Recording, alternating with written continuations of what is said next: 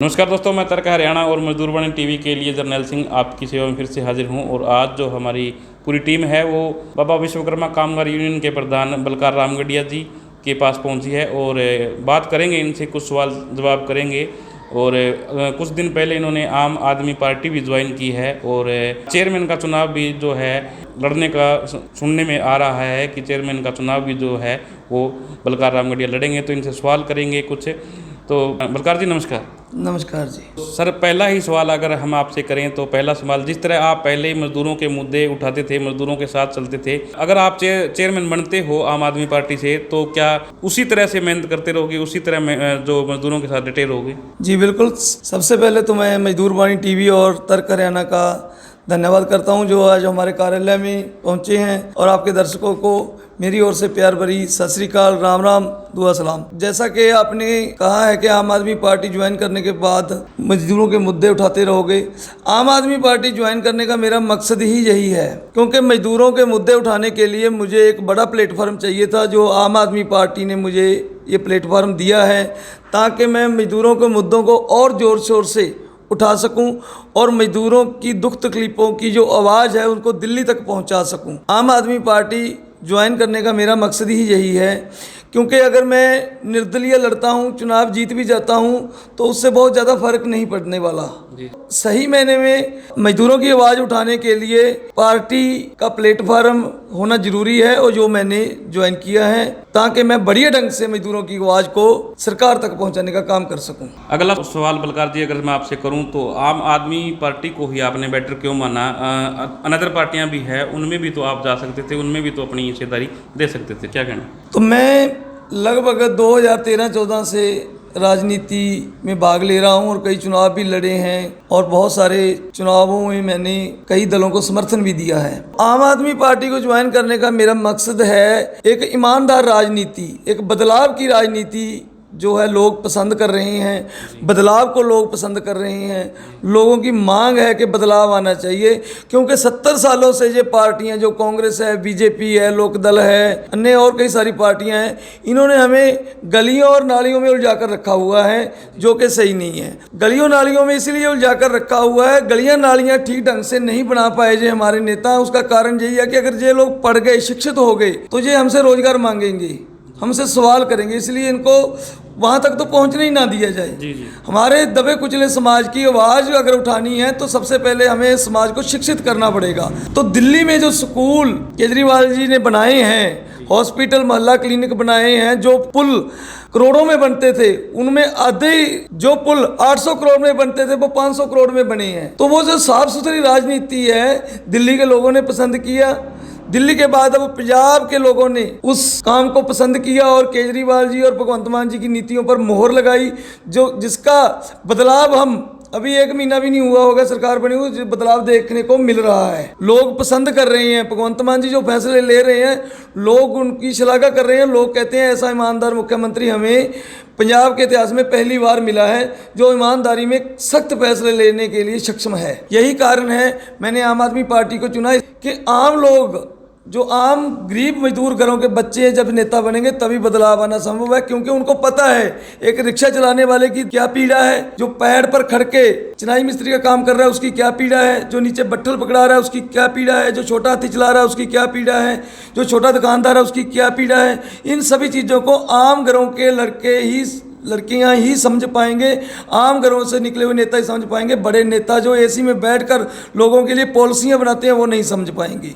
इसलिए मैंने आम आदमी पार्टी को ज्वाइन किया। सर, अगला सवाल है, अगर हम आपसे करें तो 28 मार्च को एक नोटिफिकेशन लेटर जो है सरकार के द्वारा जारी किया जाता है। उस लेटर के अंतर्गत अगर देखा जाए तो 134(1), यानी कि आपको दर्शकों को मैं साफ बता दूं कि जो बच्चे हमारे प्राइवेट स्कूलों के अंदर फ्री में जो शिक्षा लेते थे, वो धीरे धीरे करके इस पॉलिसी को सरकार खत्म करने जा रही है। इसके ऊपर आप क्या कहना चाहोगे? रूल 134(a) जो नोटिफिकेशन जारी करके बंद कर दिया गया है, इसमें बहुत बड़ी साजिश की बो नज़र आ रही है। सरकार की मंशा ठीक नज़र नहीं आती, क्योंकि रूल तो सरकार ने बना दिया, और जो करोड़ों रुपए स्कूलों के बकाया फीस थी वो सरकार ने जानबूझकर स्कूलों को नहीं दी, जिसके लिए स्कूल जो है सरकार के खिलाफ मैदान में उतरे, जिसके दबाव में सरकार झुक गई, जिसके तहत रूल 134A के तहत जो दाखिले होते थे, एडमिशन होंगे, अब वो नहीं होंगे।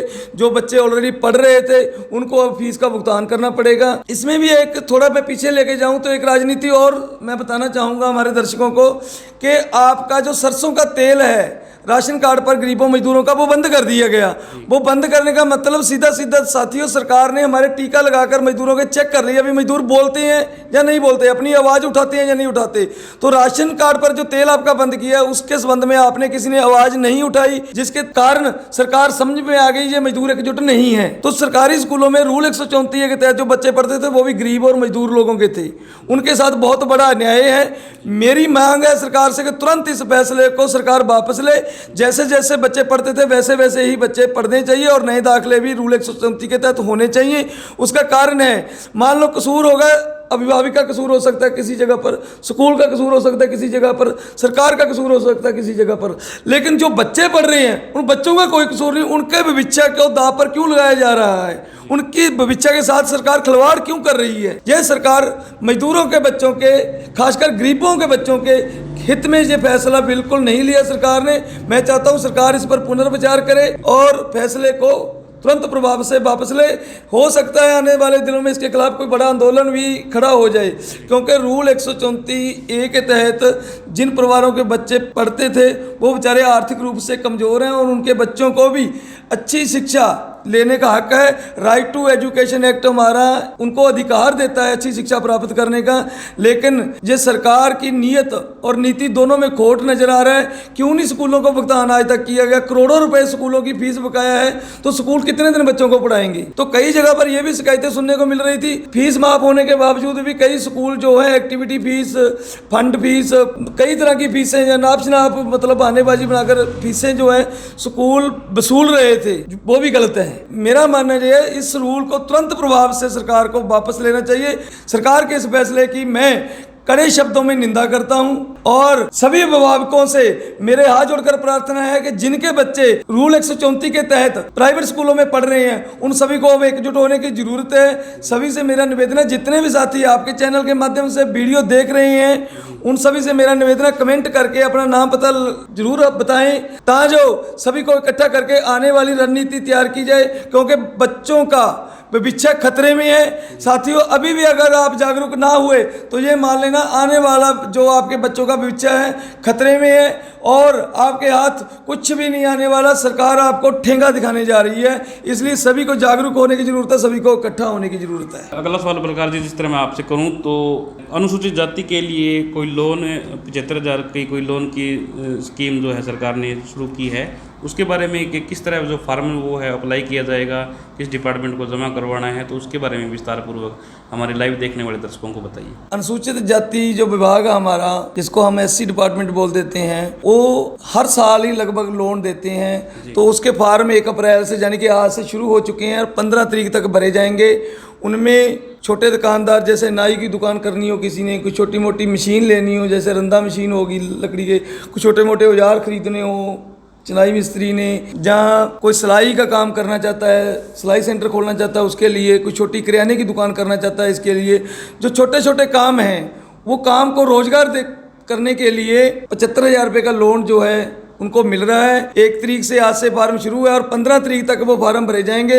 वो अपनी यूनियन के कार्यालय में हमने भरने शुरू कर दिए हैं। जिस भी भाई को 75,000 रुपये लोन की ज़रूरत है वो हमारे दफ्तर में आकर फार्म भर सकता है। हम फार्म आज से भरने शुरू कर रखे हैं हमने। तो उसके लिए अपने सारे ID प्रूफ जैसे Aadhaar card, ration card, vote card, family ID, PAN card, bank खाते की कॉपी, जो सारे ID प्रूफ है वो साथ लेकर आने हैं। फार्म हम जहाँ से भरकर उनको कंप्लीट कर देंगे फाइल, वो फाइल आपने सिरसा अनुसूचित जाति विभाग में जमा करवानी है। जमा करवाने के बाद वो फाइल बैंक में आ जाएगी और आने के बाद उनको लोन जो है 75,000 रुपये का छोटा मोटा रोजगार करने के लिए मिल जाएगा। और जिस भाई को भी लोन की ज़रूरत है, मेरा नंबर आप सबके पास है, आप मेरे से अधिक जानकारी के लिए बात भी कर सकते हो। 15 तारीख लास्ट है, 15 तारीख तक जल्द से जल्द वो फार्म आप हमारे दफ्तर में आकर भरवा सकते हो। बहुत बहुत शुक्रिया, धन्यवाद। तो ये थे हमारे साथ बलकार रामगढ़िया जी, जिन्होंने अपने विचार हमारे साथ व्यक्त किए और इन्होंने कहा कि जिस तरह पहले मज़दूरों की आवाज़ उठाते रहे हैं, आगे भी मज़दूरों की आवाज़ इसी तरह हम उठाते रहेंगे और एक बड़ा प्लेटफार्म मज़दूरों की आवाज़ को आगे ले जाने का इन्होंने बताया है कि हमें आम आदमी पार्टी का जो प्लेटफार्म है वो मिला है। आपको हमारी ये वीडियो किस तरह की लगी प्लीज़ कमेंट ज़रूर कर दीजिए। अगर आप हमारे चैनल के ऊपर नए हैं तो प्लीज़ हमारे चैनल को सब्सक्राइब कर लीजिए और अगर आप हमें फेसबुक पेज पर देख रहे हैं तो फॉलो करना ना भूलें। बहुत बहुत शुक्रिया, धन्यवाद।